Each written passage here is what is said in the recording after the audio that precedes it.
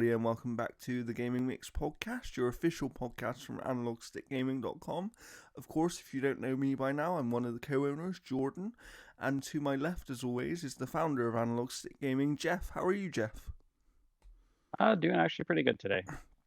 Good. We, of course, only released our most recent podcast just a couple of days ago, but we have another game to talk about, which you'll be seeing in the thumbnail and the part of the title of the episode. We also have a lot of big news to talk about, so we decided to do another episode this week. So, you get double of the mix this week, I guess. And we might as well get straight into the news, should we, Jeff?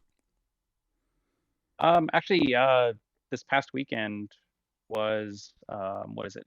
King and Queen of the Ring. So we've been kind of Oh, talking of about course it was, yes. the wrestling pay-per-views. I had to catch it after, so I kind of avoided what I could. How did you feel then, Jeff? Once you caught up, how did you feel? I think Nia Jax is incredibly boring, so I think that's just gonna be a whole lot of gloating, for her for the next little while, which is just absolutely, I don't know, atrocious. I agree. Just not happy with how they went that way. I think Jade had that whole thing in the bag until she decided to do a chair shot. Yeah, I agree. Yeah, for the most part, I like Liv Morgan taking the title. I think it's a bit more interesting of her having it right now, especially with the stuff that they're doing with her and Dom. Raw for us got cut off. I don't know if it got cut off for you. No, so we saw it. We saw it. Yeah. So for people who are watching it on USA Network, Liv and Dom were just basically looking at each other, and then it just went to black and went right to the next program. But on other feeds that didn't have the cutoff, Liv basically just kissed Dom and then walked off. So that's going to build up some big stuff there. There's an interesting little story going on there, which I'm keen to see how they keep it going and what they do with it. It's going to be interesting, that one. Yeah, Sami Zayn, he retained his title at King and Queen of the Ring, and then on Raw they spent so much time building up the flip of what's his name turning on Gable. Otis, yeah. Otis turning on Gable. To the point where I'm really sick and tired of the storyline, because this is the sixth time now that will Otis turn on Gable? Will he or won't he? And it got really boring. It was just an overstretched segment on Raw that just didn't go anywhere. But the match with Cody and Logan Paul was great. Yeah, it was. I thought it was extremely well handled. As much as I hate Logan Paul, he is a fantastic wrestler. The thing I thought was so good about that match is that they actually did it in a way where there was a moment in that match where there was a possibility that Cody was going to lose, and it actually felt like a genuine possibility that he might lose. See, I never thought that, because I'm sitting here and I'm like, they're never going to put the undisputed title on Logan Paul. That's just, I don't think ever going to happen. I think Intercontinental is the highest he'll get. Yeah, I think because he's not full time, that's why it will never happen. I think if he was more of a full time wrestler, I think you probably would have seen it already, because he's that good. But yeah, he's been doing extremely well. And then what else did we have for matches? We had Gunther, obviously, Randy Orton. Yeah, winning King of the Ring and yet not pinning Randy. That is absolutely hilarious. Yeah. Considering that Randy's shoulder was not down. Yeah, I know. It was so obvious as well, right? It was so blatant. Yeah. I thought that was predictable. I knew Gunther was going to win it the moment his name was in there. I don't think there was any dispute there. Yeah, I think we both had that discussion before, that it just made sense for him, because now he doesn't have that Intercontinental Championship. You've given him something that still makes him a force of sorts. So So that would put him, up against what Drew McIntyre then at SummerSlam, right? Well, I think Because people are assuming it's going to go that way, aren't they? Because yeah, how can you have Drew fight for the world belt in Scotland and not win it? Like, if that happens, you're very brave. yeah, like I don't know, like for like with how they set up that thing with Gunther and on Raw with Damian, Mhm. there's just something in the back of my head where it's going to be a triple threat at SummerSlam. That's interesting, maybe. Yeah. That could work, actually, and that could make that more interesting because for people who've been watching wrestling for a while, we have actually seen Drew versus Gunther before. So a one-on-one match between those two isn't necessarily that interesting, whereas if you throw Yeah, Damien into that mix, it adds an extra dynamic there that you can play around with. yeah. Because like I don't know, like I would love for Drew to beat Damian, but I almost wonder if like Gunther will like something will happen in that match Maybe, and yeah. and and um and Drew won't win because like here's the thing. I would love for him to win it, but for him to win it just because he's at Scotland just feels dumb. Yeah, it does. Especially when he's not even a fan favourite. Like, if his character was actually a good guy right now, and if he was a Yeah. fan favourite, then I could understand it more. But yeah, I don't know, it's a weird one. But it's the same as I'm obviously going to that show, which is only a few weeks away now. And I'm Yeah. interested to see who Cody's going to be fighting there because they haven't really. He's confirmed he's going to be at the show, but they haven't really set anything up for him. so, Yeah. so it's going to be I don't know. interesting to Like see what they do. I know they're pushing for like AJ again. Like I don't think you do that talk in the office about not getting a title shot Yeah, again without paying it off in some capacity because they're usually pretty smart yeah. with conveying information like that. And to be fair, having AJ fight for the title in Britain, there's a built-in story there because he's the only wrestler to ever win the World Heavyweight Championship outside of America, and he won it Okay. in Manchester, England. So I mean, no one's taken the title from Cody no, for a no, while. but at least there's a built-in story there that you can kind of have Yeah. quite easily, you know. But yeah, you know, it's interesting to see. For those that watch the wider WWE product, there was obviously NXT last night, and the the TNA Impact Knockouts Women's Champion turned up on WWE TV, which is kind of a big deal given that they're two completely different wrestling companies. Um, Mm. and they've sort of been teasing that maybe some WWE people are going to turn up on TNA and more TNA people turning up on WWE, and that's kind of led to a lot of theories now as well because AJ Styles is most known for his time in TNA, so Yeah. people are kind of suspecting that maybe he's going to go and have one last run over there for a little while. But Mm. also, there's a couple of Scottish wrestlers in TNA, and people are thinking, like, you know, are they going to turn up? Is that a way for WWE to make an even bigger moment when they do come to Scotland? Because they've obviously never been to Scotland for a pay per view before. Normally, when they come to the UK, if they do a bigger event, it's usually in London, right? Mm. So they tend not to go to kind of Scotland or Wales. It's always England usually. Um, but yeah, we'll see. I think they're doing a good job at the moment. Some of the stories are a little bit weird, and I don't know where they're gonna go with them.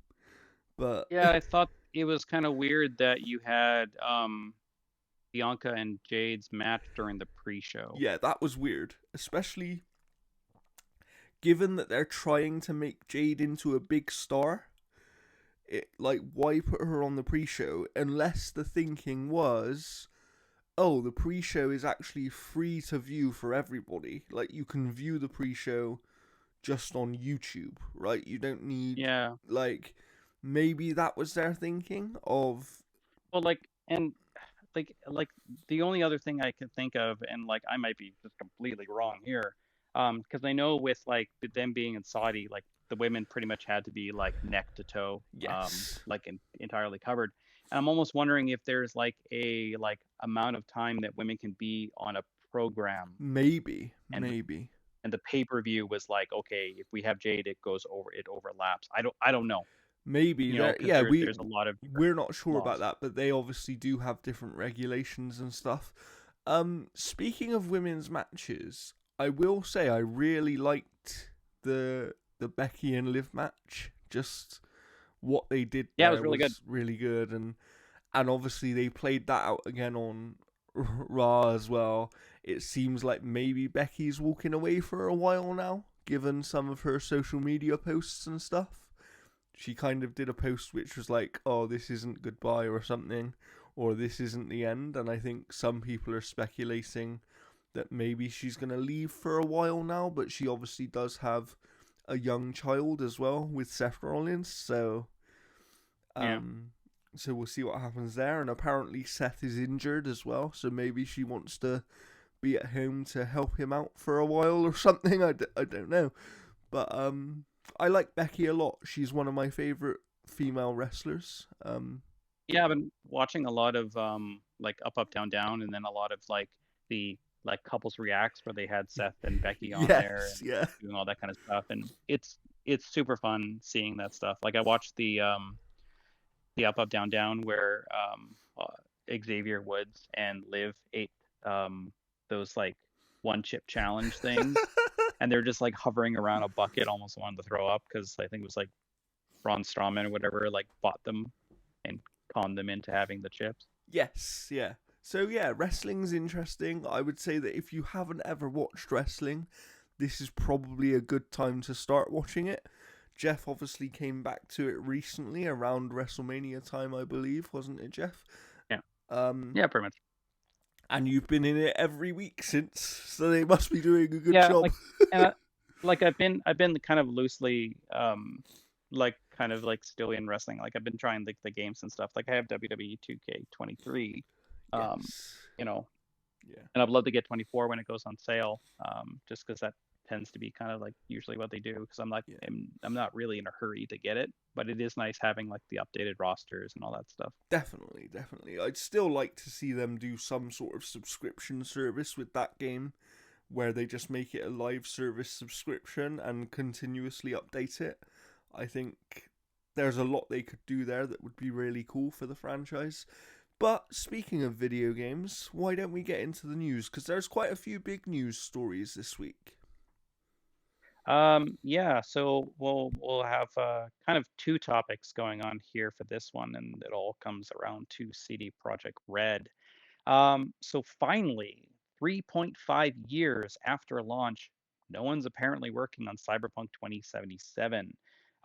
Revealed in its latest financial results, not a single developer at CD Projekt Red is working on Cyberpunk 2077 for the first time in more than a decade. The studio breaks down the numbers of employees devoted to each of its many projects in each financial presentation. And while the Cyberpunk 2077 team stood 17 members strong in February 29th, 2024, that final group is now nowhere to be seen and likely mitigated to or migrated onto other projects. This is also on top of CD Projekt Red. Let me bring up the other news article here if I can bring it up. Where is it? CD Projekt Red has stated that it wants to release major games more frequently. Excluding expansions, the company's flagship releases to date have been The Witcher in 2007, The Witcher 2, Assassins of Kings in 2011, The Witcher 3, Wild Hunt in 2015, and Cyberpunk 2077 in 2020. During CD Projekt's quarterly earnings call on Tuesday, the company was asked whether it has the bandwidth to focus on more than one large game simultaneously, with the goal of making its release schedule less lumpy. We've already worked on two projects at the same time when we worked on Cyberpunk 2077 DLC, Phantom Liberty, because that was a game-sized project with almost 300 people working on it. At the same time, we have also been working on Polaris. So we've had an experience of working on more than one game project at a time. This was said by joint CEO Mikhail Nowak Nowakwas, uh, Nowakowski, um, and are working on more than one project at this time as well. There is Cyberpunk 2 being developed in Boston. There's Polaris being developed predominantly here in Europe. And obviously, we have other projects with other teams like Project Sirius, also in Boston with the Molasses Flood. There's also the Witcher 1 remake done in cooperation with Canis Majoris. So you can definitely expect us to release more titles, and the cadence of launches is something we definitely plan to increase, although I would obviously not comment on what is the space between the projects time-wise.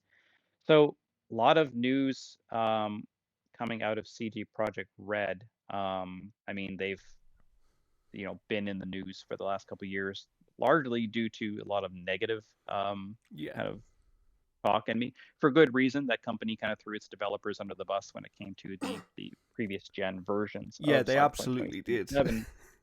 But that game's bounced back. Phantom Liberty was absolutely fantastic, and it's very interesting to see that Cyberpunk 2077 now has nobody working on it. I'm assuming that there's like some major glitches that are discovered or exploits or something. They'll put people on that stuff. But yeah, it's kind of interesting with how that history of that game has been Yeah, and absolutely. how it's in such a good place now. Yeah, I mean, at the end of the day, they turned that ship around.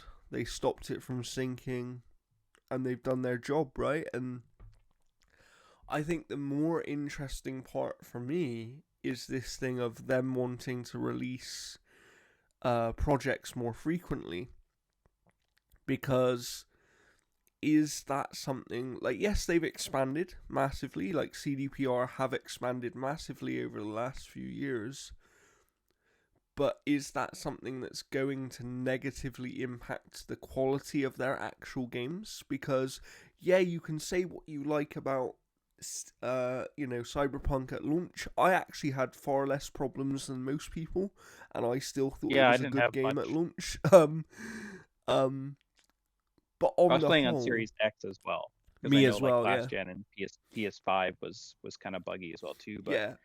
yeah, And I just feel like, you know, they've done a really good job, and they've made some of the best games in the last decade and a bit, but it almost sounds like, and I don't mean this to be a negative thing, because I really like the comparison I'm going to make here in some ways, but it also makes me slightly apprehensive.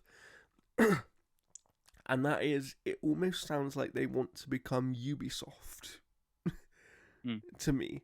Um, Which is weird because Ubisoft wants to become them. I mean, the whole like take on like how where they've taken Assassin's Creed and like Origins was clearly based off Witcher.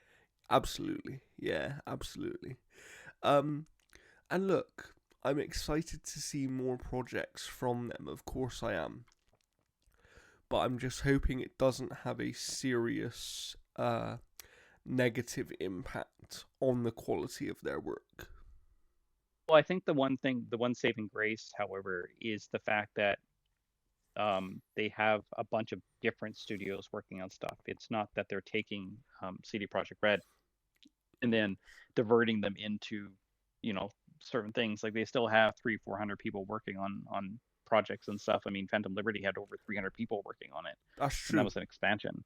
Yeah, So like, I think it's it's not like Insomniac where they have like one team working on a Ratchet, one team working on a Spider-Man, like that type of thing. yeah. Same with like Naughty Dog and whatnot, or even Sony Santa Monica. They basically have Um, multiple studios at this point. yeah. So I think as long as like the person that is responsible for the overseeing of the quality isn't stretched too thin, Yeah, um, but no, like I'm super excited to kind of see what they've got planned because like a remake of the first Witcher is extremely warranted because the first Witcher plays absolutely poorly. It is not a good game. Yeah, I agree with Um, that. I tried to go back and play it. This was like 10 years ago even. yeah. Um, and Was Geralt just going like this all the time, and you couldn't figure out how to attack? it just did not, yeah, it just did not hold up in any way. Witcher 2, I think back then was still more than playable, but even that Oh, game, yeah, it I, was so much better, and it's yeah, even playable now. yeah. Um, and then obviously Witcher 3's Witcher 3. I'd like to see what they're gonna do with the future of that franchise as well. That's really exciting to me. And and they also released like the open mod support. Like they're like, hey guys, do whatever you want. Like they're like the anti Nintendo pretty much. Like they're just like, hey, yeah, if you want to, you know, make uh Chris the main character, by all means go for it. But yeah, it's pretty interesting to see kind of CD Projekt Red kind of bouncing back and getting a lot of good press. Even though like a lot of people are still kind of, you know, hurt that they just left last gen behind. Like they didn't do anything to really improve Yeah. the Xbox One and PS4 versions Well, the to a truth point. is, and maybe I'm being a bit harsh here, but I think in hindsight, the truth is the game never should have released on last gen consoles. Yeah. Um, but I think that the problem is once you say something publicly, if they had then come out and been like, do you know what, actually this game doesn't work on these last gen machines and we need to cancel it, that almost would have been almost as bad as what they went through anyway.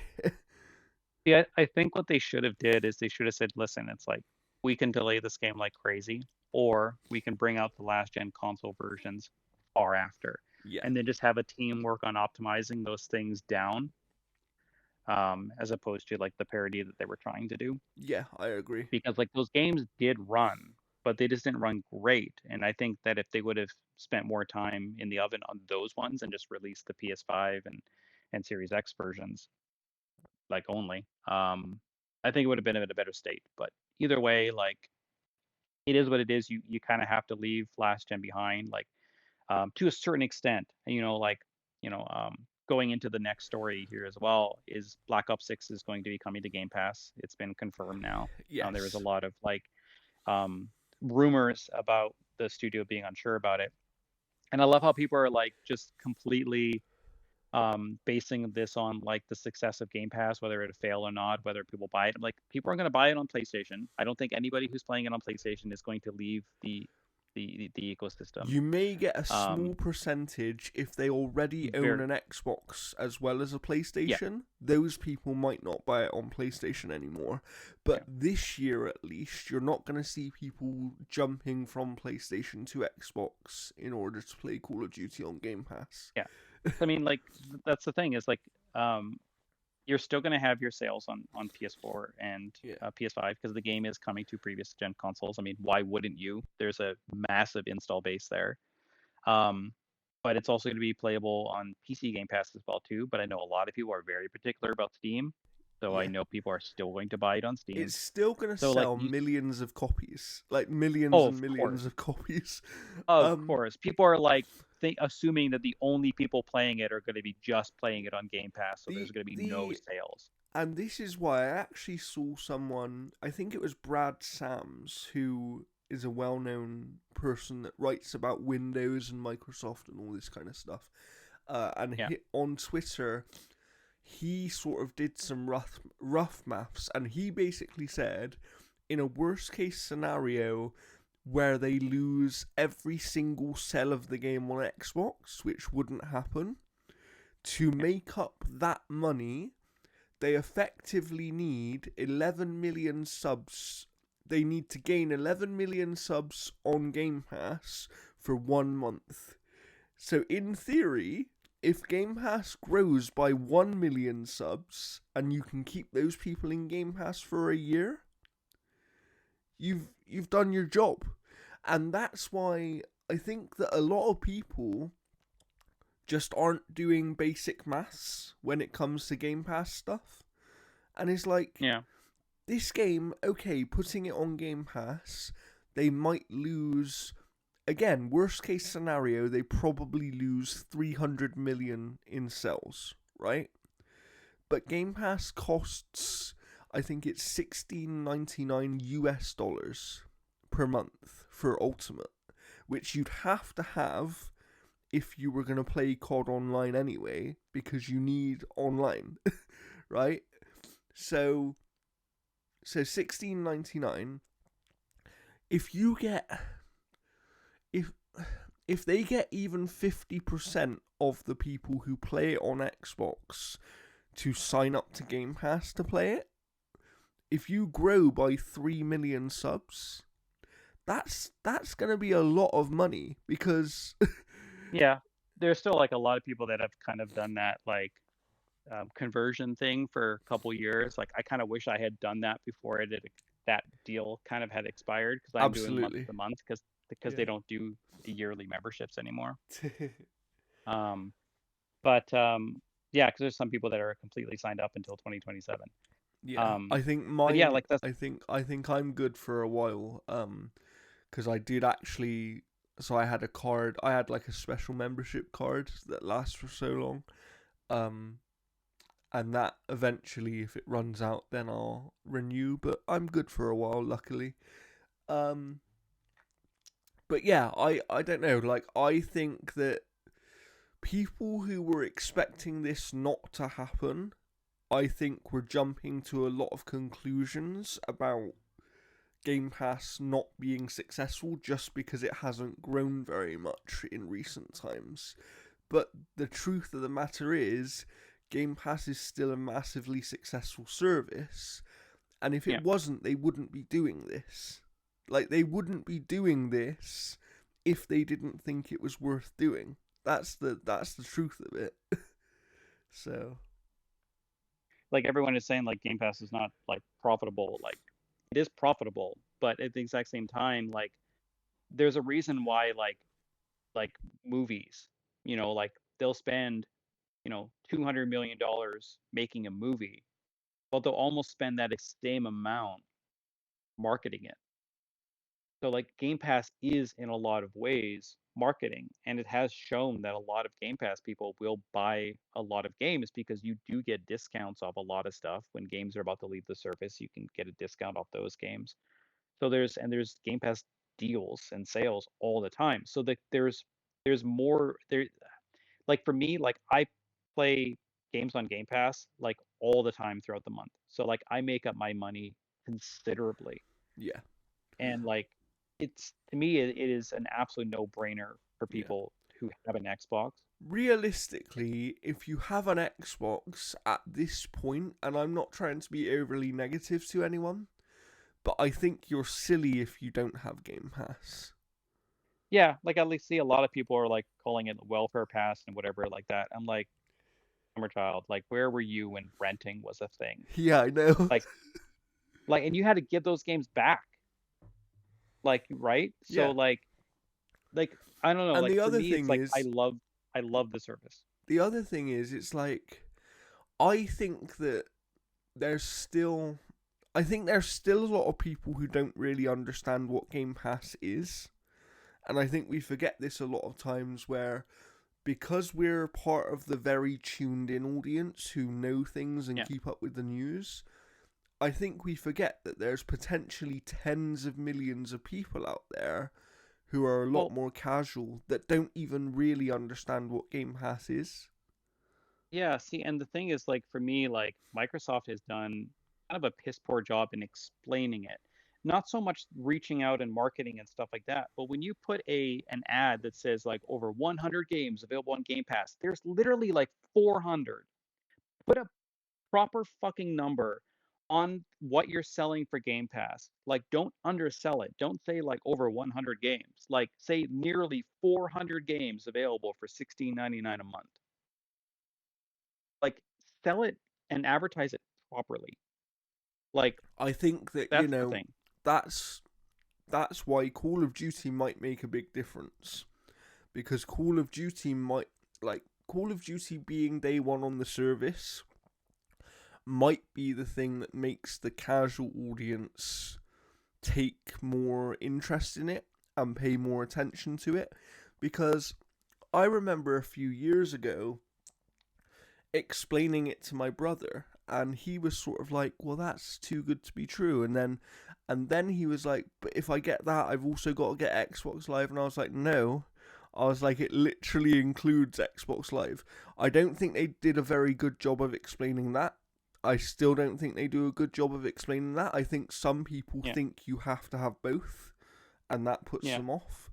Um, but yeah, it's going to be interesting to see. But what I would say is there is, I think there's some element of.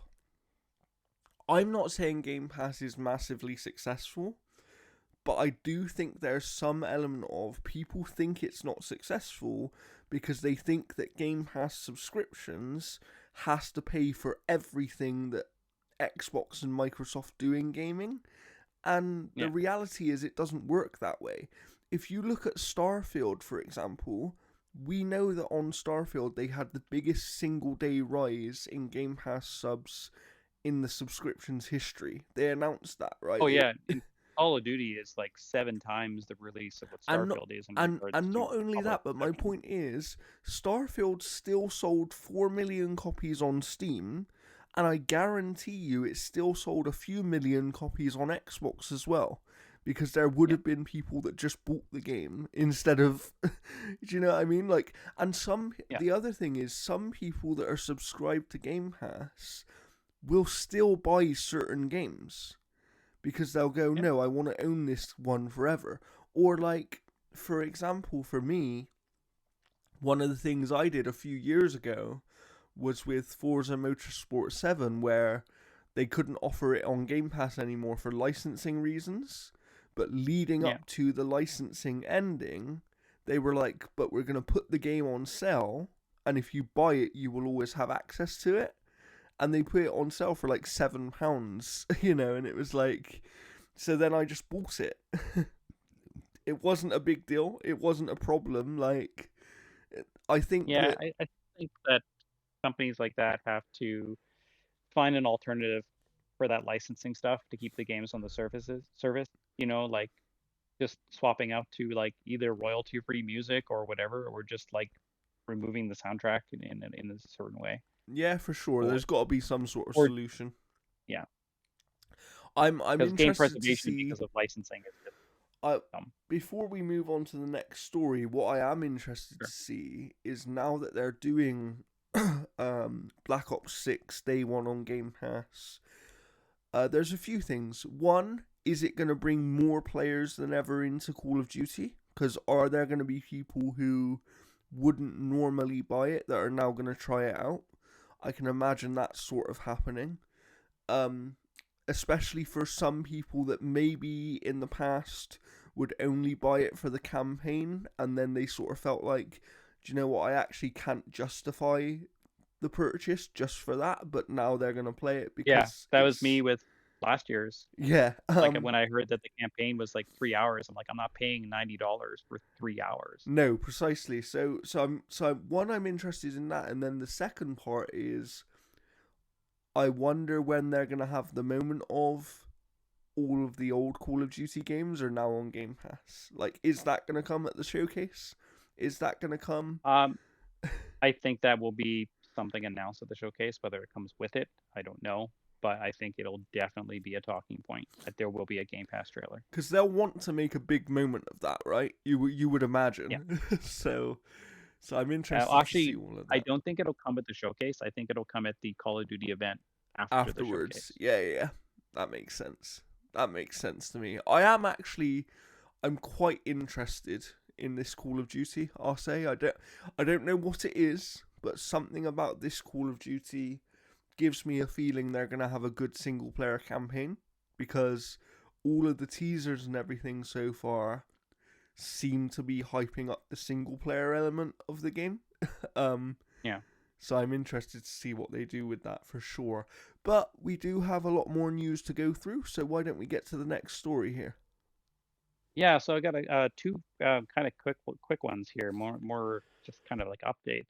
So, Shift Up is considering a sequel to Stellar Blade, which shouldn't be a surprise. I mean, there is like a moment in the credits where it literally says like Stellar Blade will return kind of thing, like those Marvel tags of like, Nick Fury will return, like that kind of thing. So yeah, like the game has done remarkably well for them.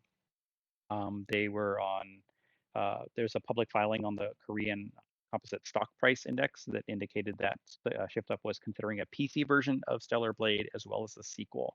A PC version will do, I think, immensely immense numbers just because of the modding community around that game, because like the outfits have been fantastic, but with the ability to kind of like mod in outfits, um, I think that game will be even bigger on PC than it is on PS5. And yeah, I'm super excited to see what they could do for a sequel, considering where they kind of leave that game, especially with the fact that there are different endings, so they would have to canonize one particular ending. So that's kind of interesting and kind of news that we've kind of already known, but like we won't get confirmation on a sequel for probably at least another 2 years probably, just because it's going to take them a while to kind of figure out what they want to do, as well as if a PC port is going to take away resources from the main team, or if they'll just get Nixus or whatever to like port that game to PC, because they've done fantastic ports for Sony.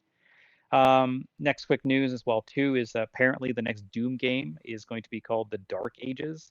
Yes. Um, so this will be kind of interesting if it has like a kind of medieval fantasy kind of look to it. I can see like a lot of the really neat outfits for the Doom Marine to kind of go that way. And this one Um, is being reported as a multi-platform release as well. So it sounds like yeah, this could be a day one everywhere kind of situation.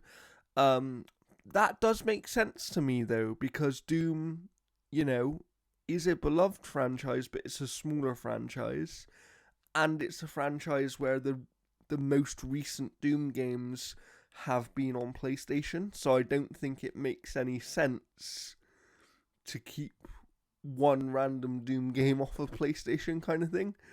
Um, so yeah, that's yeah, because I'm interested to see what that is for sure. like I don't know the sales numbers for Doom Eternal. I'm trying to find it, but I don't see it. Yeah, like I think honestly, for the Dark Ages, if they just get rid of the platforming that um, Eternal had, I'll be happy, because I don't think that the platforming was that great. I think it was serviceable, but I don't think it really It supported the wasn't gameplay needed, that well. right? That was the thing. The platforming wasn't needed in the game. They could have just then like used the grapple to like certain grapple walls and stuff like that. Like they just didn't need the platforming. Yeah. Um, Speaking of kind of like leaks and rumors and stuff, Resident Evil Zero and Code Veronica are apparently the next remakes up for work at Capcom.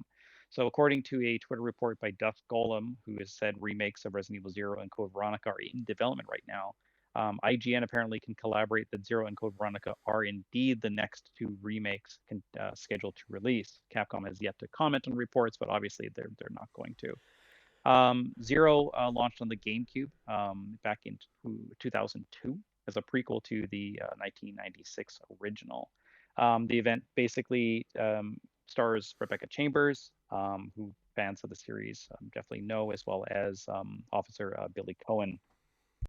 Code Veronica is um, considered as like a lot of people's favorites, Yes. just Yeah. because of kind of like how it ran extremely well on Dreamcast. It ran okay on the other platforms when it eventually came to them, but that Dreamcast texture memory really saved the day there.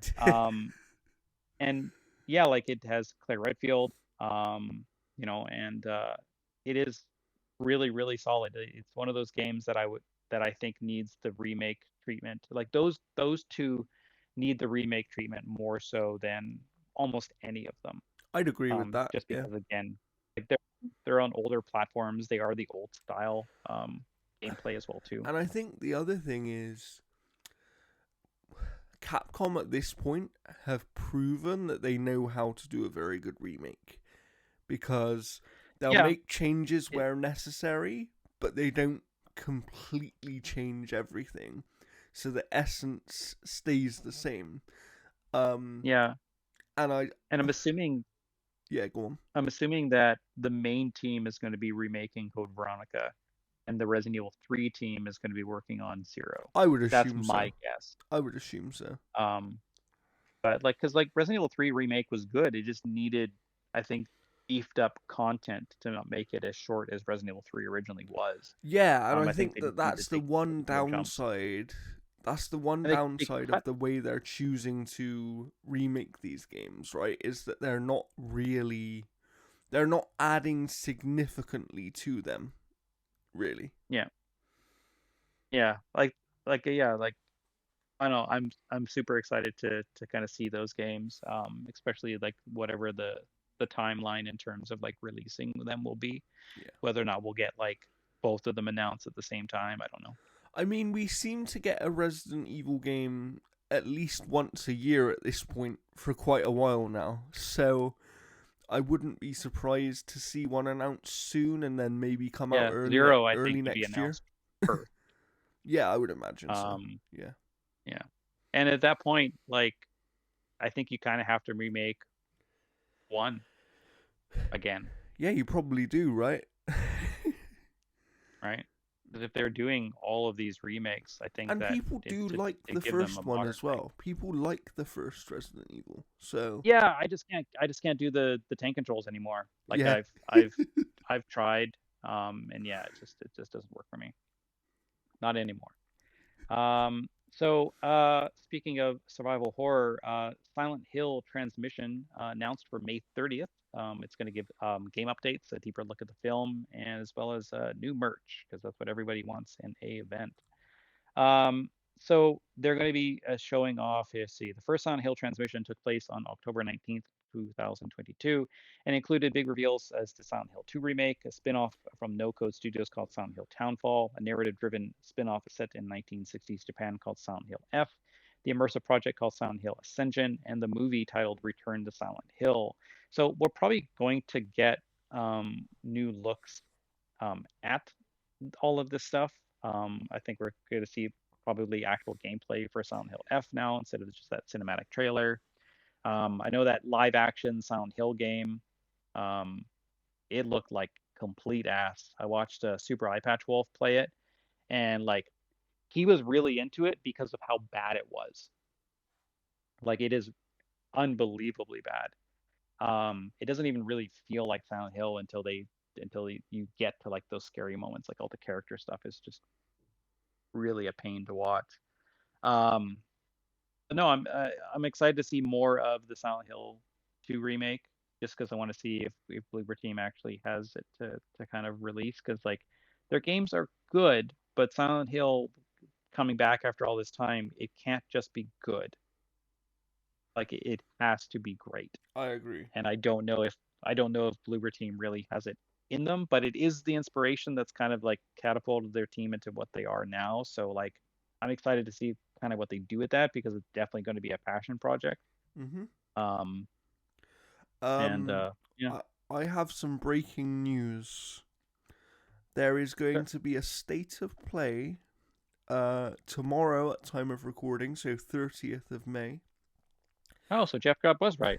at 3 p.m. PC or 11 p.m. British time. And it's 30 minutes. It seems like it's maybe a smaller event because they're talking about updates on 14 PS5 games and PSVR 2 titles. Okay. And then it says including a look at PlayStation Studios titles arriving later this year, but we do know that they said there's no big new games for this year. So it's going to be interesting to see what they have there. But yeah, I just saw that breaking Hmm. news on Twitter, so I thought I'd bring it up because that's a pretty big one. Yeah, they were a lot of people were hounding Jeff Grubb. They're like, "Where's the state of play?" And he's like, "May's not fucking over yet." So he was right. He was right. Never bet against Jeff Grubb. Um, all right, so Xbox has reportedly signed the first game from Rocksteady co-founders.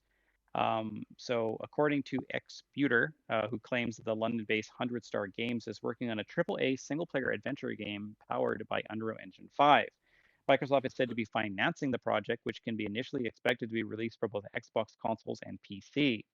While the studio has yet to be officially announced, it emerged in January that Hill and Walker were listed as directors of the company on business information website Endole. 100 Star has also a listing on Great Place to Work website, which reads 100 Star Games is a video game startup based in East London. Our ethos is creating a small team of only 100 industry veterans and emerging talents who are committed to crafting cutting edge gaming experiences that inspire and captivate players worldwide. With innovation at our core, we've dedicated to pushing boundaries, embracing diversity, and fostering a vibrant gaming community. Our empowering company culture is unique to the industry, which encourages leadership at all levels, accountability, team support, vulnerability, and connection. 100 Star Games is currently recruiting through an official website too. It has hired several lead developers and developer director level former Rocksteady employees, according to LinkedIn profiles spotted on 5Polygon.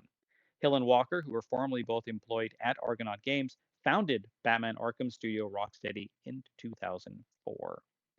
Um, so yeah, like this is a probably an uncompromised game that they don't have to worry about Warner Brothers. This is a pretty big deal because I know that sometimes when people walk away and make their own studio and you see, oh, game from the creators of so and so, people aren't that interested.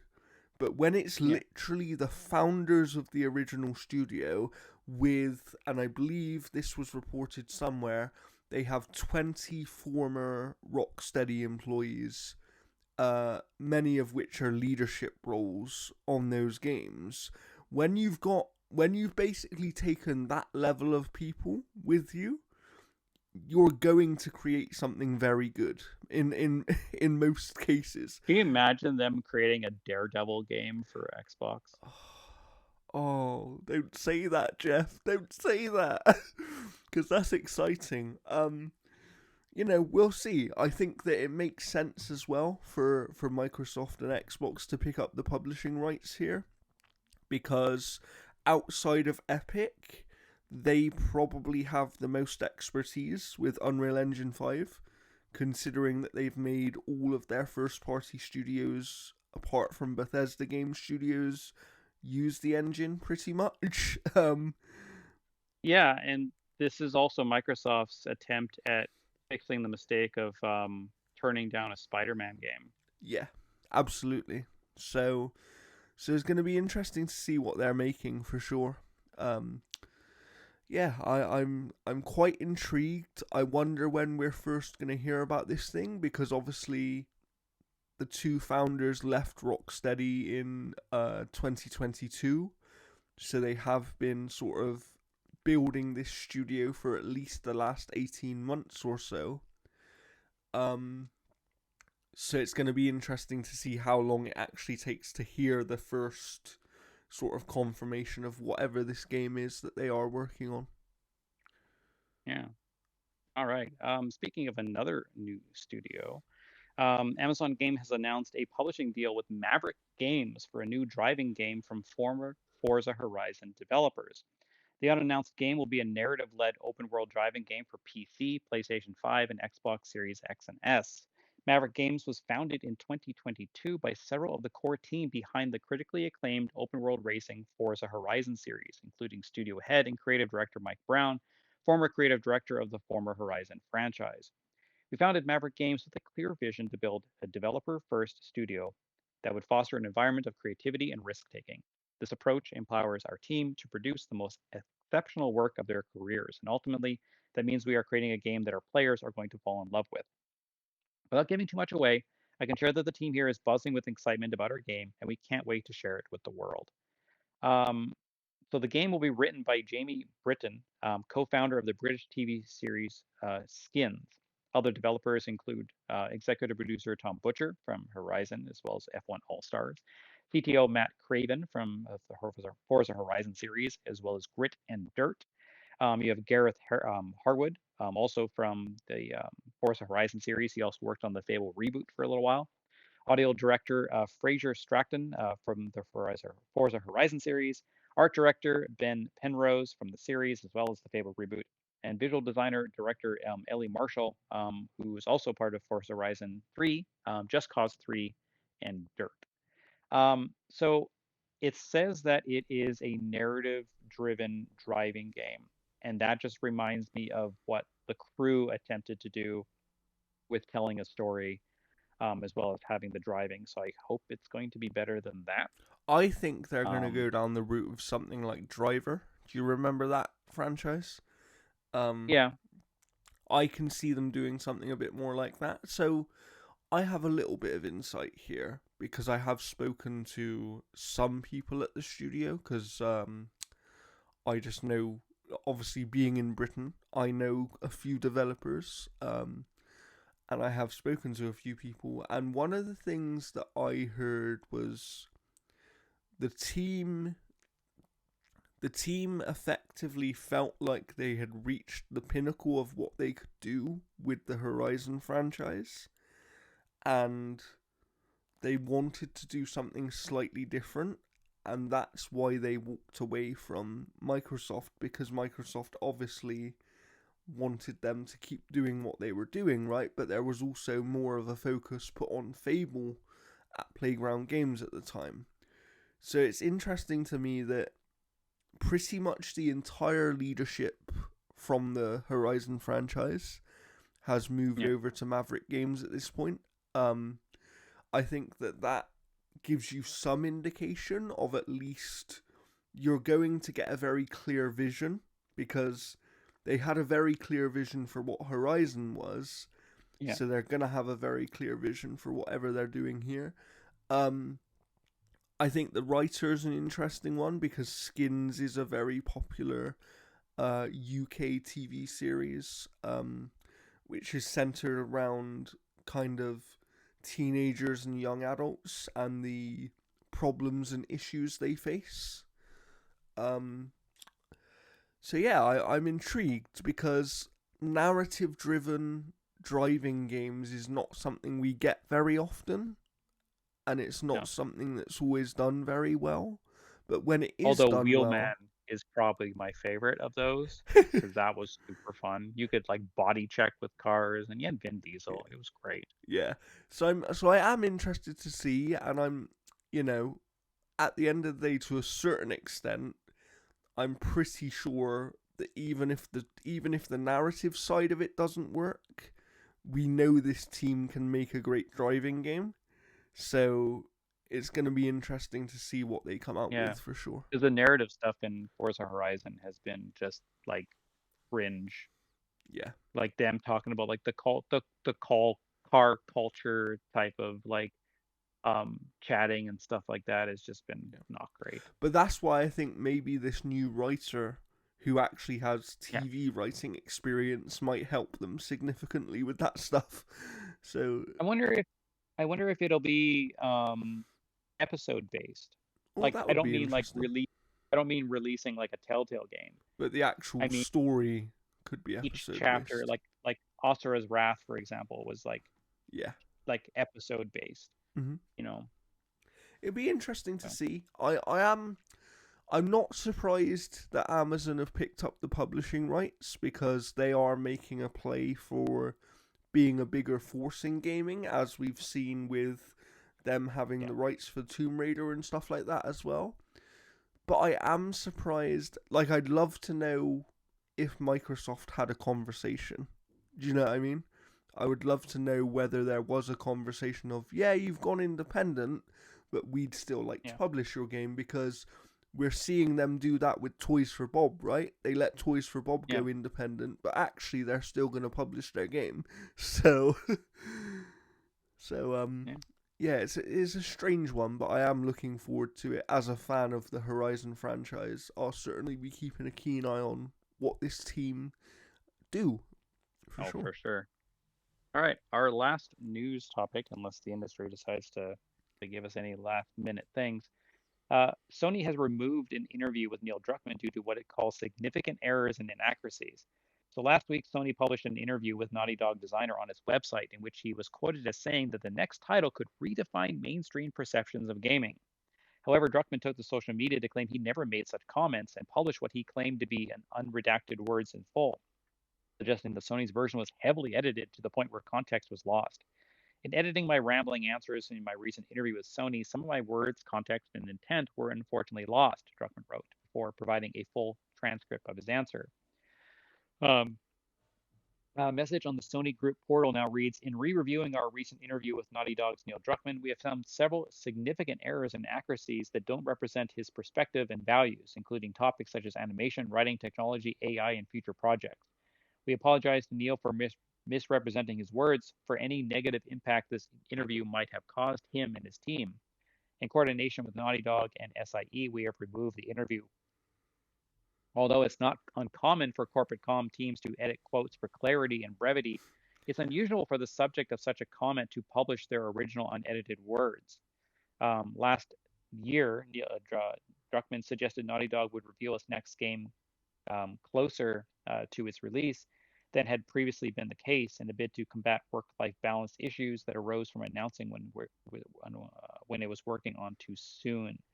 So this is weird how you put out an interview, which is essentially just someone answering a question and someone asking a question, and somehow you change the wording. Yeah.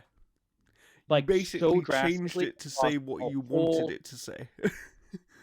Like, it's so messed up. And we spoke about Neil Druckmann and what these quotes might have meant on the previous episode. And look, now that we have the context of, they actually took what he said and completely changed it. It kind of goes to what I said at the end of the segment in the last episode, where I said that I just don't, knowing Neil, I don't believe that he would have wanted to come across in the way that he was coming across by what we thought he had said at the time. And the fact that they've completely removed it kind of tells you that... Yeah, it's so weird to see such like a fundamental change in the messaging come across in an interview, which is literally just like transcribing the very words that the people say and then putting them in the article. Like, it's so strange. Dumb. It's so strange. Absolutely stupid. But no, it's good to get that that information out there accurately. Yeah, and I'm glad that Neil Druckmann tweeted his response to it first, because like people were then able to see directly from him, this is what I said, and then do you know what I mean? It's so yeah, that's good. Yeah, there's just like a lot of like people just kind of running with a headline. Like Rahul Kohli did an interview on a podcast, and he was talking about how he lost the role of Reed Richards. Like apparently he had went in for like, you know, I'm missing the like to kind of test screen for it. Yes. And just didn't get it. And every person under the sun took that as though he lost out due to they kind of made a bigger thing of it than it was, right? They kind of made it almost like, oh, he lost out at the last minute to Pedro Pascal, and that isn't really what happened.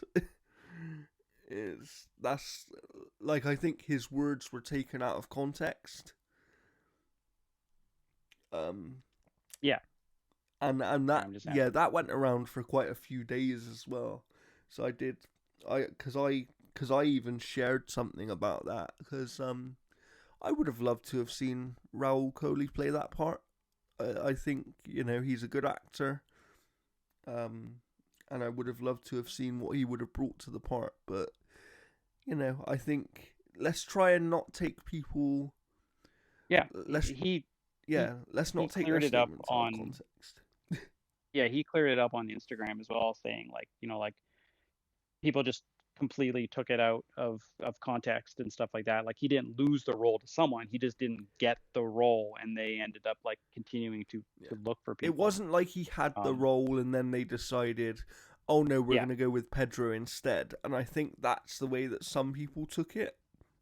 It Yeah. was more that he didn't get the role and Pedro did, but he was at least in the running for the role at some point. That's essentially what Yeah. he was saying. Yeah. Yeah. So that's pretty much all the news that I've got right now. Nice. So yeah, we'll kind of. I just checked Twitter again. I don't think anything else has popped up. We don't have a Nintendo showcase of any kind. Um, Obviously, we have that PlayStation State of Play tomorrow. I think that is probably smaller and less than people were expecting and hoping for. But Probably. I also think that PlayStation needed to do some talking because they've been quiet for quite some time now. So that's going to be interesting to see what they say there. We will obviously talk about that on the next episode. So look out for that. Make sure you're subscribed and all that good stuff. But for now, we can finally talk about a game that we've both been playing. I've only played a few hours of it. You, I believe, have fully completed the game and played quite a big chunk of it. So I'll go first, I guess. And but you can tell the people, Jeff, what is the game that we are talking about? Yeah. So it's Hypercharge Unboxed. So this is kind of like Small Soldiers, the game. Like Yes. that was the inspiration for it. Like when the team was deciding to what they were wanting to kind of build and all that kind of stuff. Talk eventually went to Small Soldiers, and then the team basically went and watched the movie, and then once the credits ended, they're like, this is what we're making. And also, Um, how many people made this game? so I was checking an interview, and they said the person quoted as the six of us. So apparently there's six people. Like I don't know if there's contractors or anything like that. But There there's was six essentially six core people. people. Yeah. So it's a very, very small team. Sorry, I'm just trying to remember the studio's Yeah, I can't remember the studio's name name. because Um, it's like GCC or something. but I did Hold on. remember that a few weeks ago you might have seen quite an emotional, Digital Cyber Cherries. yeah, and you might have seen quite an emotional message from one of the developers if you're on Twitter, where Yeah. they obviously had confirmation that their game would be launching and everything, and it was like this has been quite a long journey for them and something they've been hoping Yeah. for quite a long time. Well, So, because the game came out like several years ago on the Nintendo Switch. And then later that year, actually, I think I've got the exact, let's see here. Yeah, so it released on Nintendo Switch back in 2020, and then it released on PC later that year. So it's going to be releasing on May 31st. So by the time that you're seeing this episode, it will be up tomorrow. yeah. But by the time you're seeing this episode, the review embargo will be up. So go Um, and read Jeff's and review on the website. yeah, reviews up. Yeah, it's fantastic. Like so, basically what this game is it's third person or first person, however you want. When the game first originally launched in early access, it was just first person, and then they added the third person as well. And the third person doesn't feel like it was added; it feels like it's perfect. Like hip firing, all that stuff feels fantastic. And it's basically like a you are a bunch of toys essentially, and you are combating the forces of like Major Evil, who is like an evil toy essentially, who is like there's these comic book cutscenes that kind of convey the stories. They're all fully voice I acted. Like really like the it, comic book scenes. They're really good. yeah, they're fantastic, and like there's a lot of characters as well too. Like there's a lot of action figures that you unlock, everything from like lizard men to knights to like different robots and grizzly bears and all sorts of stuff. Lots of really, really good stuff. And everybody's got a whole bunch of like different heads that you can kind of change to, different palette swaps, the So different there gun is a palette decent swaps as amount well of too. customization. Yeah, I did. I noticed that because we played a couple of. So you can play this game completely single player, I believe, Yeah. but we And did you'll have play it bots. in co-op as well, online with a few other people. And one of the one of the games it made me think of was Toy Story, like the Toy Story games on the PlayStation back in the day, where you have these levels and you're kind of fighting against these evil toys, but within the levels there are other things to do. So there's little Yeah. collectibles you can find, there's coins, and there's kind of hidden collectibles, there's different weapons, there's a prize machine, and all that sort of Yeah, where you stuff. can like, and that one affects the ESRB by saying like simulated gambling. I thought that was kind of funny. Yeah. Um, but yeah, like it kind of reminds me of those. It kind of reminds me of almost like Sarge's Heroes as well too, like the Army Men style games and whatnot, like because of Yeah. how like big everything is and stuff. And So those games were extremely fun. obviously outside of the actual core of like you're fighting these bad toys essentially, um you are defending, is it three or four different, I think it's four different points, right? Yeah, so the game has like some tower defense kind of mechanics where you are protecting anywhere between three or four cores because there's red, blue, yellow, and green. Yellow one shows up periodically. It just depends on the scale of the level. And basically, what it is around each core, you can set up different buildables. Like these, there's like these squared slots that are around the cores, choke points, areas that lead up to those cores, and you can put like turrets and flame traps, and like anti-air missiles and like Lego walls to kind of and you distract enemies. And you have and to you basically build those and repair them as well. you pick up um different like little bags which have build tokens in, and depending on how many tokens you have, that will affect what you're able to build or not build. Yeah, and you'll find tokens as you go around the level. There's usually anywhere between 50, 60, or 90 tokens kind of everywhere. Yeah. Every time you kill enemies, they'll drop tokens as well too. So like building the turret, for example, is 400 tokens. Building the Lego wall, I think, is 75. Yeah. Um, so like, like there's bosses as well too. Mhm. The bosses are not like these big elaborate things. They're just kind of like bullet sponges essentially, but you're doing all They're this more in like powerful toys basically, right? pretty much, yeah. Like you're doing all this in like a garage or a kitchen or like an That outside. kitchen level was fantastic. I really Oh, like it's that great, one. and it's got a whole bunch of things around so that your jump kind of keeps you going, so you're not always on the floor. Yeah, It's because you got an can outdoor build area. like the jump pads and stuff as well. That's one thing we didn't mention. You can build like Yeah, jump and you pads get to get you rocket up to packs if you different can find them levels. too. Hmm. But like the outdoor area just kind of reminds me of almost like a power wash simulator kind of level in a lot of ways. No, it's like the shooting is extremely good. Like it feels really nice, and like they were inspired also by like Halo in regards to kind of like how the shooting and the jumping feels. Yes. So there's a lot of inspirations here for a lot of what this game does, but like the they've also talked about how the Series X version really allowed them to kind of like make the graphics look a lot better and crisper and cleaner. And they talked about optimizing for the Series S as well.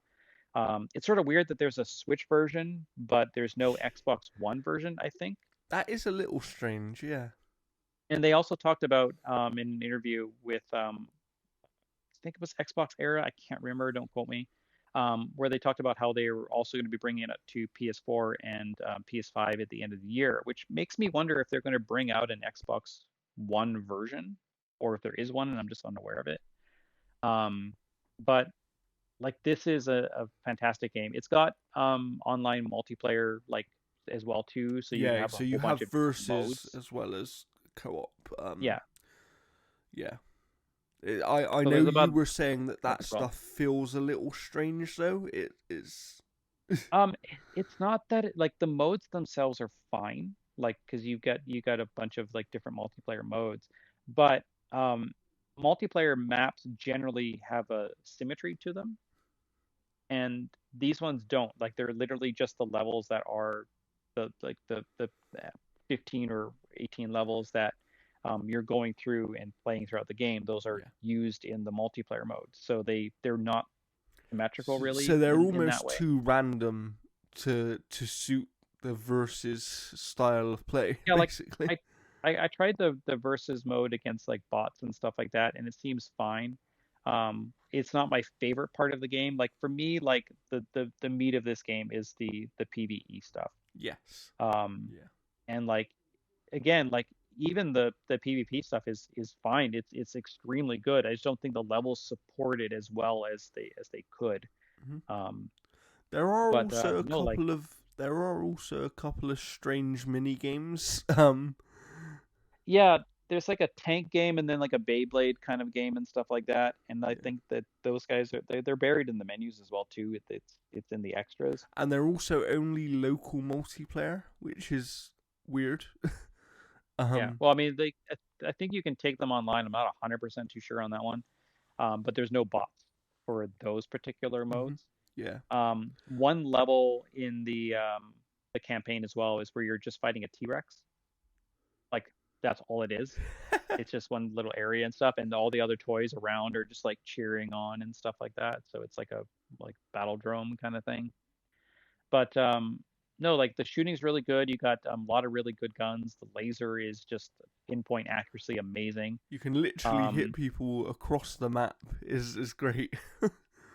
oh, it's fantastic. Like you got assault rifles, shotguns, sniper rifles. You got frost And guns I and all that like kind of the stuff. way, because you can have two different weapons equipped. Unless you Yeah, and have it a just laser, rotates you the can end. only have the one laser. But you can have like a sniper and a shotgun, and it will literally Yeah, rotate the barrel of the gun. I like that. yeah, That was cool. yeah. Like it saves them from having to model a whole bunch of different weapons when they just have to model the end of the rifle. So there's typical shortcuts that you'll find, But but they also this game suit isn't. the fact that these things are meant to be toys. It Yeah, it kind of suits that aspect of it as well. yeah, like you can design the box that you pop out of like at the beginning of the match and stuff like that. No, like it's the again the shooting feels great. Finding like all the little things around the levels and stuff, like you'll find like collectibles and things, and that leads to unlocking new outfits and characters because like there's no microtransactions. That basically like if a character has 35 unlocks, like all that stuff is unlocked as you're playing.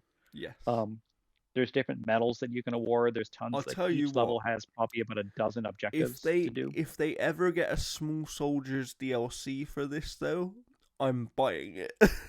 Like, Yeah, I mean they'd have to find out like who exactly owns it still and all that kind of stuff. But yeah, like that would be interesting. I'd also love to see them turn this stuff into real action figures, like if they work out a deal with like an actual like toy company, yeah, that would be cool. to bring out actual action figures. Uh, Um, So what I would say, I've only played a few hours, right? So I'm not doing a full review. But the way I would summarize how I feel about the game, and I'm not sure what the price point is. Maybe you can tell me that, Jeff. But I've enjoyed what I've played of it so far. I would like to play more of it. I think it's particularly a lot of fun in co-op. I'm not sure how much fun someone would have by themselves playing it. I think it is designed more around co-op play. Um, but yeah, I had a lot of fun when we played it the other day, so yeah. I will play more of it So for sure. um, this is showing a US, so Okay. it's on sale right now for 26.99 US. Okay, that's about what I would expect. And I think that for that price, people can have fun with this game. Like, there's a lot of fun to be had. I think you said there's like 15 or 18 levels in total. Um Something like that, yeah. There's also two DLC packs. There's a Breaker and Midas and a Supporter pack, which are $10 each. But you can nice. get the complete edition for 39.99 US. Okay, I don't know what the interesting. Canadian price point is.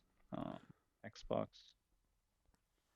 Canada Hypercharge. Yeah, it's I think that that 26.99 USD is a decent 35. price for this. Hold on. Oh, it just says installed. Oh, okay, It's that's a not shame. telling me. but the complete edition is $51.99. Okay. So it's not doing the same thing where the US and Canadian price are the same. Sometimes they do that on some indie games. Yeah, So yeah, yeah, it's pretty much around $30. So I mean it is priced very well for what it offers. Like the campaign is pretty lengthy. yeah, Um, and it's like the game just plays extremely good. Like this is one of the most polished indie games I think I've seen in a very, very yeah. long time. And Definitely. it like I didn't have any slowdown, I didn't have any crashes, I didn't have any like weird little glitches or bugs or anything like And you that. didn't even have any Um, weirdness when we played multiplayer for the first time, like some other games. yeah, I didn't lose my entire like kit or anything, and then just made the game entirely unplayable. Um, yeah, no, yeah, the multiplayer was extremely good to get into, extremely quick. I know that the team's looking at like some type of like lobby kind of screen, Yeah. to make it a little bit easier for finding games. So I think that's going to just evolve I and think go. that being And able to invite friends into a party before searching for a game would be a good way of doing things. I think if they could add something like that, that would be quite helpful. But at the end of the day, the system they have right now does work, and I've seen worse in other games, so they yeah, should be commended for that. Um, I just no, had a it lot of fun. Like, I don't really know how to summarize the game other than the fact that the moment to moment gameplay is constant fun, and it can get quite hectic at some points, yeah. and you're literally like jumping around these levels. You're flying up onto like the edge of a TV or something, and you're trying to get a good vantage point. Yeah, it's really interesting. It's really Yeah, it's one interesting. thing I kind of mentioned in my review is like this is one of the few games or few things where you are truly reliving your childhood. Like you can sit there and like play a Transformers game or a G.I. Joe game or whatever and be like, oh man, this is just like a childhood. Yeah, sure.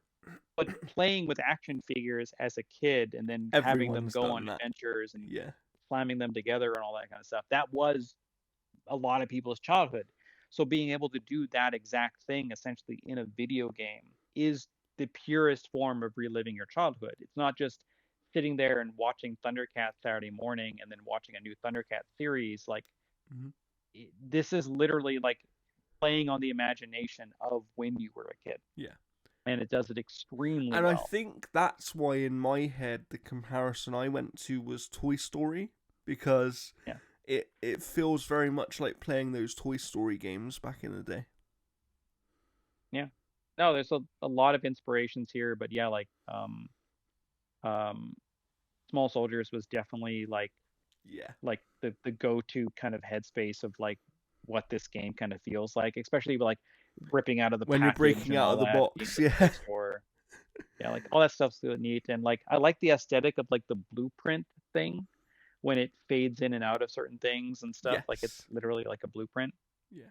Like yeah, like it's solid. Like I kind of wish like when you're going to change your character, like the customization stuff, I kind of wish that the characters were like in a box on a shelf instead of just little menus and stuff, just to kind of Yes. give that presentation a little bit more of a bump. hmm Yeah, I'd agree with Um, that. But I had a lot of fun. I'm hoping to play more of it. So maybe if you have time, Jeff, you'll oh, play a few more of the if levels they with me. oh for sure, if they did like the chest thing where it has battle damage, where you just keep rotating it, and that's Oh how yeah. it shows when the characters get damaged, like that would be cool. Um, I but like do I would love like. to see them team up with Hasbro or something like that to Yeah. do like like He-Man kind of like action figures, like almost like Fortnite it, with a lot of like the toys and all that kind of stuff. Yeah, And like, absolutely. And you touched on it earlier, but I do really like that you can seamlessly kind of switch between first and third person. Um, because I yeah, there's found myself sort of switching while I was playing because I would often traverse in third person because it was easier to sort of see what was around me, how I was exactly stood on things, and that kind of thing. But then the shooting I preferred in first person, so I would always oh, I switch. prefer third. Like Interesting. I prefer third person over first person because like the gun's not blocking my view. Because That like makes whenever I'm playing sense. Call of Duty or like X Defiant, like my gun is literally like blocking half of what I'm looking at. Um, Yeah, that's but fair. no, Uh, like it's like check out the review yeah, for it. yeah, I and scored it a also 9. thank you for providing the codes to the Yeah, team. I reached out to the Hypercharge team on Twitter through their DMs just to be like, hey, we would love to actually cover this. And we've been talking more about kind of like promoting our score and review and stuff like that. But yeah, I ended up, if you check the review right now, you'll see that I've scored it a 9, which is amazing Yeah. because this game is amazing. Like it is. I I watched certain footage of it because like a year ago they were talking about wanting to bring it to Xbox and like Yes. Xbox provided their dev kits very very quickly to them. And like the people that negotiated to get this on Xbox, like they've had communication with Sarah Bond. They said they haven't been able to talk to Phil yet, but they've all the conversation was basically through Sarah Bond to bring it to Xbox. Yeah. And yeah, like I know that there was like a lot of like doom and gloom kind of Twitter stuff about how like this game's not going to succeed because it's not on Game Pass, but I don't think it needs to be. No. I think that the multiplayer and everything they're doing on that game is just going to be And I fantastic. think that Their this Twitter game has has a been very specific audience as well.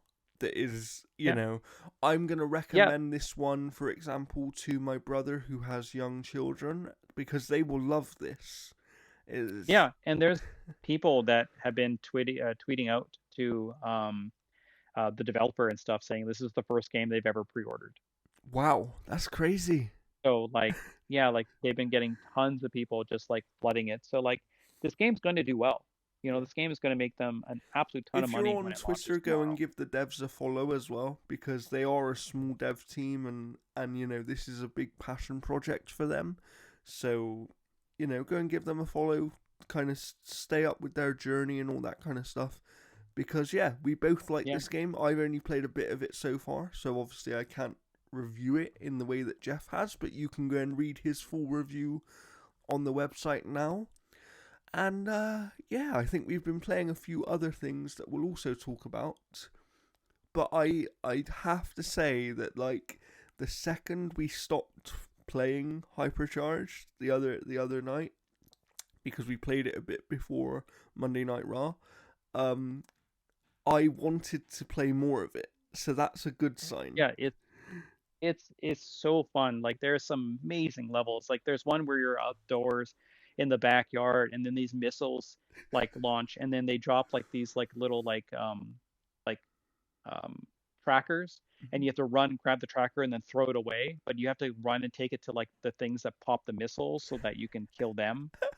And it's all these like all the toys that are out there are things that existed. Like I remember that rocket thing on the truck where it would go up this and fire the rocket. Like I remember the spinning things. I remember like there's like flying My Little Ponies and stuff. There's like attack helicopters. There's a plane that looks like Starscream. Like there's um all these like army characters. Like honestly, like if they added army ants, this would be everything. But Yeah. I also want them to add like melee because I want like swords and stuff because then you could bring in like Thundercats and Yeah, He-Man and that would stuff, be which are very cool. If they sword had swords as basic well, that stuff. would be cool. Because like you Um, can like punch the enemy and stuff like that, but yeah, I yeah, mean, I mean, I know what you're saying though about adding swords and other types of weapons because they could.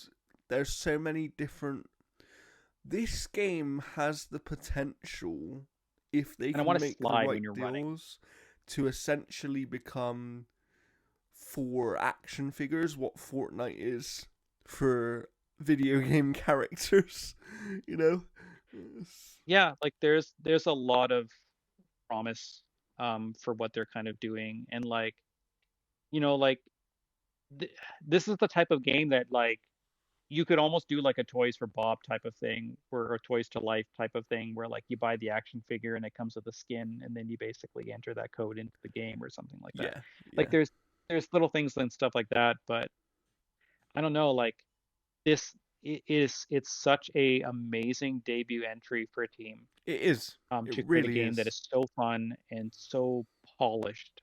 And apparently the Switch version, um, I'm almost tempted to reach out and get a code for the Switch version just to be like, how does this run on Switch? Oh Because well. I've heard it's amazing. Oh, Um, interesting. Okay. I've heard it's like one of the best ports on Switch. But no, this game is fantastic. Like, definitely do go out and check it out. Like, it's cheap. It's a very, very inexpensive um inexpensive game. Um, Especially for what it yeah, offers as well, the amount of and it content. and it's four-player split screen Hmm. on the same TV. So like you can literally play with like your friends and family and stuff like that. And Yeah. it's got difficulty settings. Like there's casual and hard and all that kind of stuff. Hmm. Um, but yeah, definitely go It check was it a out. lot of This game fun, is and absolutely incredible. a game that I've also been having fun with, and I think I'll be writing a review for Outer Haven, is X Defiant, which I know you've also played quite a bit of, Jeff, and I think you're gonna do a review for us, aren't you? Um, Yeah, X Defiant is, the more I play it, the more I want to play it, and that is a good sign to me of a really solid foundation for something that sort of sits somewhere between Call of Duty and Overwatch. I think they've found um a really unique offering here. Like Ubisoft have found quite a unique offering that's very different to Rainbow Six Siege, which they of course have, and it's different enough to Call of Duty that it's going to pull in a different audience again as well. There are problems with the game.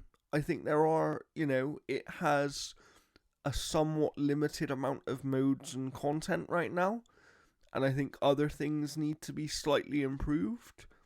But as a starting foundation for this kind of multiplayer live service offering, I think it's one of the strongest starting foundations we've seen in a number of years now. So I'm very impressed, and I've been enjoying it. The escort mode in particular is my favorite, where you're essentially escorting this like robot machine, and you're trying to yeah, get it to 3 checkpoints, and because there's 2 rounds where you attack and defend, but you can get into some really tense situations where you get stuck, or you're trying to hold someone off for the final minute so that they can't finish, and because if the team gets to all 3 checkpoints, you then have to beat their time, whereas if they don't make yeah, it all of the way, you only have to beat their distance, and that is easier to do. um, so yeah. yeah, I really like it. It's been really good.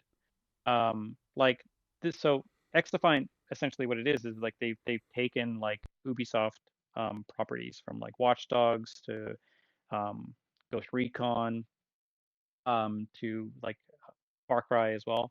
And it's kind of like a mashup. Like we talked about it last week as well too, because we had played a little bit of it. But now we played like some matches together, and like I played like a great deal more. I've really like got into like the light machine gun just because the time to kill was pretty quick on it. But there's like a bunch of different modes that are pretty decent. And I think I've played across most of the maps. There's been some maps where like we literally lost in the last second. Um, but no, it's good. The shooting's good. I still think the visuals are a little blurry in some ways. Like I think like the character models and stuff look good for their details. I think the faces are a little bit weird. Yeah. Um, I did the division level the other day where it was in like the shopping mall The all done actual up for shopping Christmas. mall one, yeah, I did that. I did that yesterday as well. I quite like that one. It's got different levels of elevation to it, and there's an outside area as well. Yeah, That was. I think they. What I love about this game is bringing in all of these Ubisoft properties gives them so many options of what to do. You could, yeah. It's almost it's- like Disney Speedstorm where like you launch with like Aladdin and like Pirates of the Caribbean and blah blah blah blah, but then you slowly start to add stuff. So I mean, they could add other Ubisoft properties to this that are of a combative nature. So and you could even add, because every faction has obviously different character models that you can use, Yeah. but at some point you could even add something like heroes, right? And maybe the Echelon faction might get Sam Fisher, and maybe it's like a special thing that you. Yeah. I mean, you could even do like Assassin's Creed if you wanted like crossbows and all sorts of stuff. Like, I Yeah, mean, sure, like put a gun in like, Cassandra's hands. Why not? Like, yeah. I think there's a lot of really cool stuff they can do. My main problem with the game right now is that I think that the progression time for both upgrading guns and also the progression of the battle pass, I think is a little bit too slow. I think they need to tune that slightly better, in my opinion. For example, I'm using an SMG, and I pretty much use it every game. I'm kind of I'm an average player. I'm kind of halfway up the leaderboard in most games. And I'm on like level 11 or 12 for this SMG. And I feel like if I was playing Call of Duty, I'd be on like level 20 something by now with this gun. you know, it's speaking of Call of Duty and SMGs, every single time I think of SMG, I think of the Call of Duty Zombies where they had Sarah Michelle Gellar and she's like SMG, you like, because that's her initials. So like every single time now. Um, that's funny. but no, like it's yeah, like I've had like I when I get a Call of Duty, I'll play multiplayer for a week and Hmm. that's it. Yeah. Um, this one here, like I can definitely see myself playing more should they start putting out more content and some more modes. Yes. Maps are obviously the I difficult parts because those take a while. The other mode that I actually do like because I think it's a unique twist, and I forget what it's called right now, but it's the one that is essentially picking up the dog tags and then you become like the hot shot. Um, I think it I might think it was even be called Hot. called hot shot. Um, and that's a Yeah, unique little twist on kill confirmed, and it's just yeah. like It's like once you get a certain amount of points, you become the hot shot, and then basically you move you're faster, and faster then and stronger, yeah. So you're harder to yeah, kill. You kill more easily. Any dog tags you pick up while you're the hot shot are actually worth double as well. And that's why mm, the score can change so dramatically so quickly. Um, and to me, we don't often see twists on these kind of game modes. We normally it will be like a brand new mode that is trying to do something completely different. So to see a twist on a kind of much used first person shooter game mode is really good, and I think it is a fun one because it adds an extra element to the gameplay that just hasn't been there in other first person shooter offerings. yeah, yeah. No, it's really solid. I'm eager to kind of play more and see it grow. But hopefully, should have the review up for the weekend because I should have the Hellblade review out today. Nice. Um, and then the Hypercharge will be out tomorrow. Um, and so I've been playing before I get to the System Shock remake. Mm. I've been playing a game called Fading Skies. So I got a code for this the other day. This is just a demo because it's going to be part of the Steam Next Best series of demos that are Yes. going to be coming out. So the coverage for the game for the demo is basically just going to be this discussion here. So I'm just going to go over the press kit here for it. So inspired by the PS2 classics of yesteryear, Fading Skies sees you dash, leap, and glide across a broken but beautiful world. Explore forgotten ruins, unearth ancient technology, and take on the corrupted beast as Rin, accompanied by her mystical cat-sized dragon companion, on a journey to stop the planet's collapse and confront her past. So the demo is going to be coming to Steam Next Fest on June 10th, and the Kickstarter is planned for late summer of this year. The approximate release date is going to be 2026. It's going to be available on Steam, PlayStation 5, Xbox Series X and S, and it's developed by two people, Mark and Ranja Flaps, or Ranja. So embark on a vibrant, story-rich adventure blending elements of classic 3D platformers and modern action RPGs. Journey through a broken world is Rin, a young woman haunted by the shadows of her forgotten past. Accompanied by a cat-sized dragon that grants her powerful abilities, Rin's quest to unravel her identity is tightly intertwined with the fate of the planet. Only by mending the broken bonds of her past can she hope to restore the future.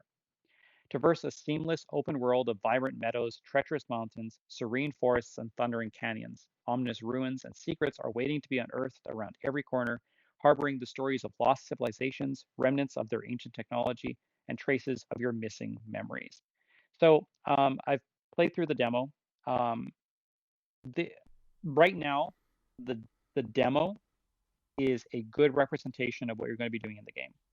But there's a lot of things that I'm hoping are going to come to the final release, and that's things like a lock-on camera, because the bosses in this game are a nightmare without it, because they are all constantly moving around, and you'll get killed off camera by so many things. There's a few cheap things like the guy with the bow who has like just insane aim, but the gameplay itself is just Jack and Daxter. Okay. Like it literally just plays like Jack and Daxter. Like you eventually get like a double jump and a dash and a glide, and like you can attack with like a sword, and then you have like a bow as well. I think the bow is a little slow to fire off. But again, this game's not going to be out for 2 years, so many of my criticisms for it are just going to fade away. But I do strongly suggest checking this game out when it comes out on June 10th. Um, the world itself um, feels very much like a Jack and Daxter. It's got like the lush kind of jungle vibe and all that kind of stuff. It's got these like underground like temples and stuff that take advantage of the abilities that you're learning as you learn them. So like dashing around certain things, um, and like attacking enemies and like things that have shields, so you have a charge up attack. Um, it's got some voice acting in the demo right now. When you're playing the demo, it'll be like, this cutscene's not implemented, and then you'll just progress forward. This boss isn't implemented, so here's a free upgrade. Um, and the upgrades allow you to do things like the dash, for example, takes energy, and you can dash twice when you get more energy. The upgrade system for getting abilities is a little confusing to read. I don't think it's a good system. It's this weird grid thing where you power up a charge and then you can purchase the things around it. Um, I don't think that's great. There's no real tutorial until much later into the game, so you don't know what certain things do. So you'll have to go into your controls and figure out what certain things are. Because like there's a button for like um, bringing up this like orb type of like this like your hand glows, but you Okay. don't know what that does for a long time. Like so like yeah, like I think the demo could have had more presentation in regards to like explaining how to Yeah, play. almost like tutorializing things a bit more. Yeah, there isn't anything. It's a demo that kind of takes place a bit into the game as well too, because they're talking about story moments and things like that. Um, but it's still a good demo in regards to like showing you how combat works and how the platforming works and stuff. And there's little things that like I'm hoping that they touch up and fix up. But again, this game's not going to be out for another 2 years. Yeah. So no, I do suggest checking out the demo when it drops on Steam Next Fest on June 10th. Nice, nice. So yeah, go and check that demo out. Sounds like an interesting one that's inspired by some of people's favorite games from the past. So that's going to be interesting to see. But you have been playing something else, Jeff. So what have you been playing? Yeah, so I got review code for the System Shock remake. So the game's out already. Play it. It is very very good. It came out on PC a while ago, and this is like the console release.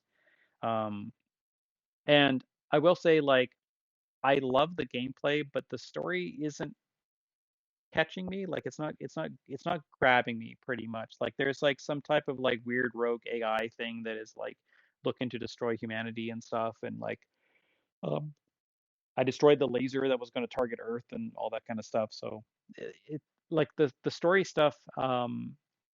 Again, like you get these like this is the game that inspired BioShock. So when you play this game, you're like, oh man, this plays like BioShock. Well, yeah, like that's the thing. Like BioShock kind of borrowed. as much as they possibly could from this game. I mean, they included like the word shock in their title as well too, so you know where they were going that way. But it's got like your melee thing. You start with a wrench, and like the combat feels like BioShock. The shooting feels like that in a lot of ways. Um, I don't think the shooting is it doesn't have, as far as I know, any auto aim Interesting. Okay. at all. So like there you'll constantly miss shots. And ammo's not scarce. Like you do get like an energy pistol that kind of pulls from your overall energy as well, and that's like you can get pickups to refuel that and all that kind of stuff. But there's lots of weapons. But it has like the same kind of puzzles as BioShock, where you're trying to like make things move around like a grid type of thing. So like again, BioShock ripped this game off wholesale. Yeah. Like it copied its homework incredibly so. Um, and the gameplay and stuff is fine. Like you're basically going through the floors of this particular space station. Um, and you're collecting these like you'll destroy these things at the end of the levels that I'm assuming are going to pay off because they flash a number, and then I've been taking screenshots of the numbers so that I'm assuming it's a code that I have to enter in later. Hmm. But no, like the gameplay is solid. Like Yeah. the environments are really nice. Like it is a remake, but it still feels dated in the right ways. Like Interesting. when Okay. you compare this to the original, the graphics are night and day, but the graphics for this one are like pretty like modern, but also like they look like this is just like a up-resed Xbox game. Oh, okay. Yeah, that makes sense. Like it still looks like an older game. Um, and like you can pick as either a male or female character in this as well. Like the female character is like a hacker, so like you'll start it and you're hacking this thing, and then you get caught, and then the guy's like, hey, listen, I'll give you what you hacked if you do a mission for me. And then you wake up on this space station and you're trying to figure out like what you're doing and like what's happening and stuff, because like again, like you're getting these messages from this sort of like digital woman essentially that is like kind of like talking to you, and you'll get emails and messages from people that are like on the space station as Jeff's well too. tired, everybody. I am tired. It just came out of nowhere. I think it's just got my cat sleeping and this just kind of caught on. Well, But we are almost done here. You've got a few reviews from Jeff to check out. Obviously Hellblade 2 if you haven't read his review of that already. Mine is over on outerhaven.net for that game as well. Uh you're obviously going to have the hypercharged review at the time of seeing this episode, so go and look yeah. for that and give that a read, because for more of Jeff's in-depth thoughts about this wonderfully fun game that we've both been playing. And then X Defiant review coming soon. Uh, System Shock review coming at some point as well. Yeah, I'm about based on a video walkthrough that I've been kind of following because my God, like I got to this one door and it's like power has been reverted or diverted or whatever, and I'm like, I don't know what that means. And I ended up following this like walkthrough because I had to go and like follow these particular steps to get the power converted, because I had to go up and then use the laser and destroy the laser. So like yeah, like having a walkthrough helped there. But and amazing level design in that game. Holy hell. Yeah. Um, but yeah, I'm about Okay, halfway through System that's Shock. interesting. Um, So and yeah, and then I will have at some point over the next week or so, I'll be doing an X Defiant review for outerhaven.net. I just want to play a bit more of it before I actually get into the review, because I want to make sure that I've kind of covered all the bases. And yeah, because because one thing we didn't mention about that game actually is I had access to the Watch Dogs faction um and we couldn't figure out why, first of all. But basically, I had a month free of Ubisoft Plus. So if you're a Ubisoft Plus subscriber, you get access to the Watch Dogs faction by default. But if you're not, they have to be either paid for or unlocked in the game with, I believe it's 100,000 credits, isn't it, Jeff? The way to unlock it in game is by earning 700,000 experience. Ah, that's it. There we go. I knew it was something to do with experience or credits. I couldn't remember. So there's a lot of experience that needs to be earned. However, one thing I would say while we're on the subject is they're quite good with giving you experience from daily challenges. Like I had one yesterday that gave me 7,500 experience for one challenge, and I think it was like all in all across the 3 challenges, I think I got something like 20,000 experience. And then there's your kind of base game challenges as well that unlock different items and things like that. So yeah, so keep that in mind, that there is a Watch Dogs faction, but it might take you a while to unlock, or you have to pay for it, or you can subscribe to Ubisoft Plus and get it that way. But we'll both be reviewing that game as well. If you've played that or any of these games that we've spoken about today, please let us know what you think, because we're always, looking for conversations. You can follow us on Twitter. You can, make sure that you follow the website and everything as well. We have a website, Twitter. And yeah, we will see you next time. I'm not sure what our next episode will be, other than probably talking about the state of play a little bit and a few other things. We're almost coming up on not E3 at this point. So our next episode, go on, Jeff. One thing as well too is Lords of the Fallen is going to be hitting Game Pass tomorrow.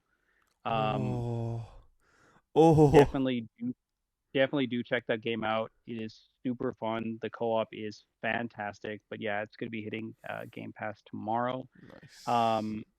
But yeah, there's going to be some good stuff as well too, just because what is it? Moving Out 2 just came out yesterday as well too. Yeah.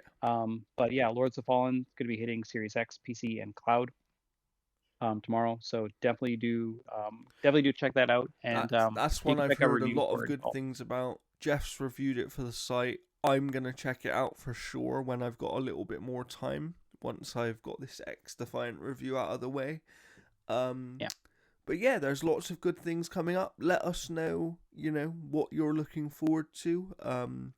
I've seen a lot of people jumping back on Diablo 4 recently with Season 4, so if you've been doing that, let us know whether it's worth doing as well, because I'd like to play some more Diablo at some point. But for now, we will see you next time, and it's a goodbye from me.